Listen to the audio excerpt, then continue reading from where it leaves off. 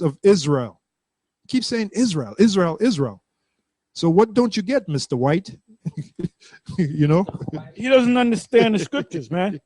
He doesn't understand the proper applications. Yeah, because he's Breaking Bad. Remember the main character from Breaking Bad, yep, Mr. White? Yeah, that's it. Yeah, that's You're Breaking Bad, buddy. Breaking Bad.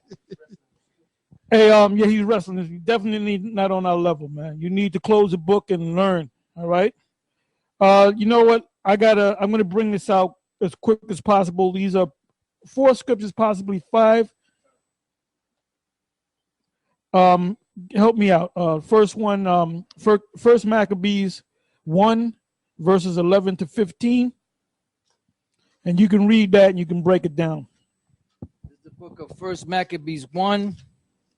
And this is why in the scriptures it speaks about the Gentiles this and the Gentiles that, because these are those, when you come across the word Gentile in the for the most part in the New Testament, it's referring to the Israelites that lost their nationality, their religion, who they were.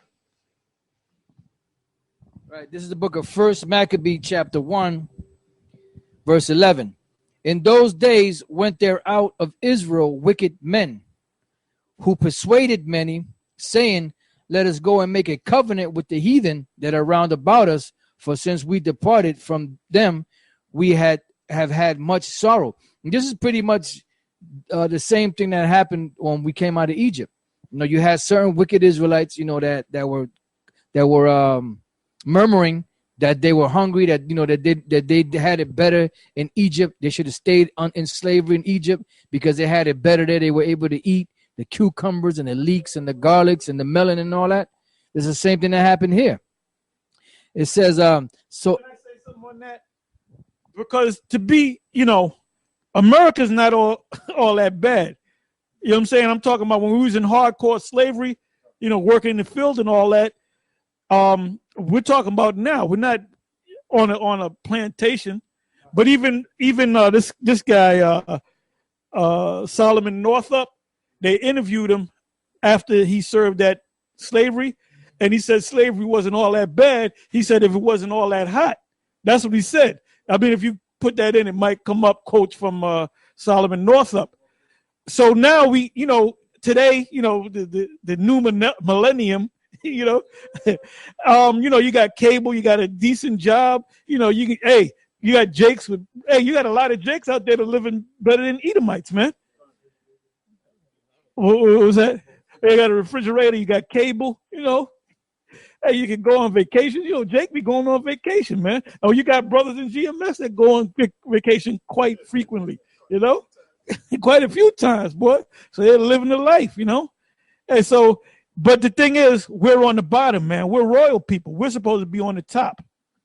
And we're going to live 1,000,000 times better than the way we're living right now. You're living all right. That's why you don't want to leave. That's why you want to hurry up and vote for Hillary Clinton to be president. And all you niggas out there, I'm going to call you niggas, all you niggas out there that vote for Hillary Clinton, whether she gets in or not, you're going to wind up taking the chip and you're going to be destroyed unless you repent. Khan. All right, Khan.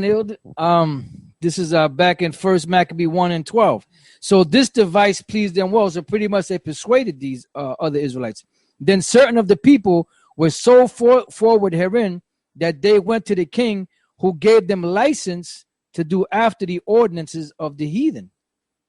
And that's what made them unclean.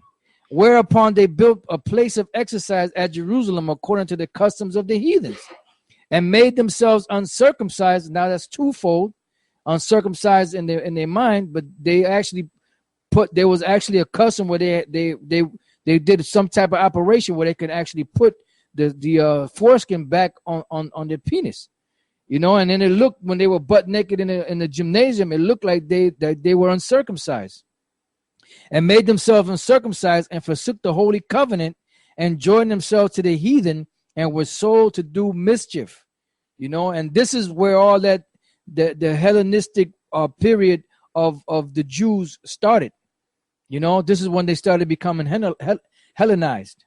All right. And that was the end of the 15th verse. All right, next scripture is first. It's also First Maccabees, first chapter. You can jump down to 41st verse and then read to the 53rd verse. Okay.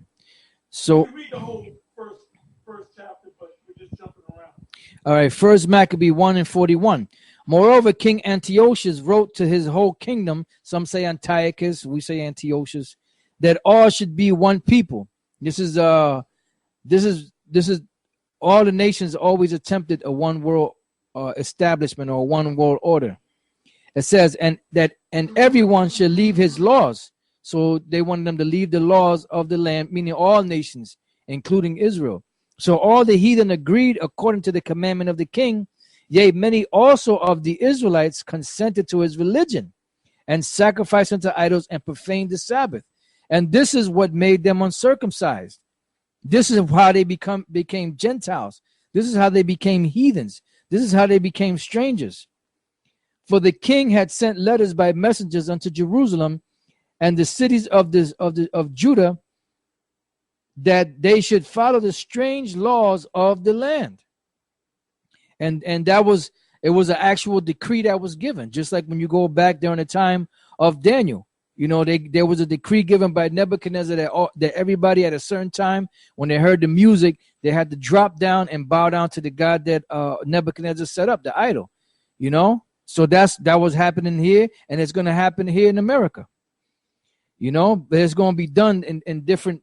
It may be done in different manners. It says, and forbid burnt offerings and sacrifice and drink offerings in the temple, and that they should profane the Sabbath and festival days, which that's what happened. Got cut off from the Most High's presence. So the Most High got tired and kicked you to the side. You know, it says, and pollute the sanctuary and holy people. See, because the holy people were what? When you gave up the law, statutes, and commandments, that's what made us holy. So when you put that aside, you became what? Profane, outside of the temple. Set up altars and groves and chapels of idols and sacrifice swine's flesh and unclean beasts. And that's these churches today. They're good for that. They'll have a so-called sermon, singing and dancing, and afterwards they'll have a cookout, you know, or frying, whatever they call it, and they'll fish fry, and they'll have catfish, and then they'll have pork and all kind of abominations. Yeah, you made a statement. You said this is what made Israel holy, the laws. The book of Deuteronomy, the 4th chapter, beginning at the 5th verse. Behold, I have taught you statutes and judgments, even as the Lord my power commanded me. And this is Moses speaking, that ye should do so in the land whither you go to possess it. Keep therefore and do them. For this is your wisdom and your understanding in the sight of the nations. And that's what we're getting back. We're getting that back. All right. In this generation, which shall hear all these statutes and say, surely this great nation is a wise and understanding people. For what nation is there so great who have the Most High so nigh unto them? You listening, Mr. White? As the Lord our power is in all things that we call upon him for. And what nation is there so great that have statutes and judgments so righteous as all this law which I set before you this day?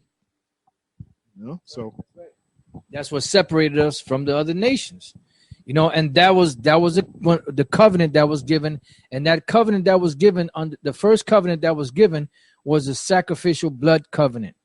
That if you broke these laws, the only way you can be redeemed is if you shed blood of a particular clean animal, and that's why Yahweh had to come to bring in the second covenant, which was like the first. Yeah, read that scripture again when you get a chance, because I got a lamb back off of the scriptures that you read. The whole thing from the top.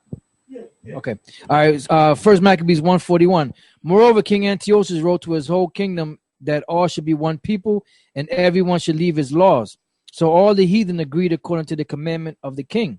Yea, many also of the Israelites consented to his religion and sacrificed unto idols and profaned the Sabbath. For the king had sent letters by messengers unto Jerusalem and the cities of Judah, that they should follow the strange laws of the land. And for that's what Jake is doing right now. That's why you have Jake that's in the Islam. There's one Jake I saw, he had the Islamic, you can see he was a Jake in the face. He had the Islamic, the robe on. Then he had one hand behind his back. You know, them Arabic them people out in the Middle East, they walk with it. He even walked like an Arab, man. And we observe things, man. Then you got Jake that's all into the back to Africa stuff, the Kemetic stuff. And then they try to talk it. They'll get like a Hamitic name or Kemetic name. So that happened back then, and it's happening right now. And we can see through all of that, man. Like earlier, we read all those Greek names, salute. And they were comfortable. They were comfortable with the names. Right. And Paul didn't say, look, you got to change your name to Hebrew. He allowed them to keep them names. Yeah. Because they had to slowly get back into it, man. Con.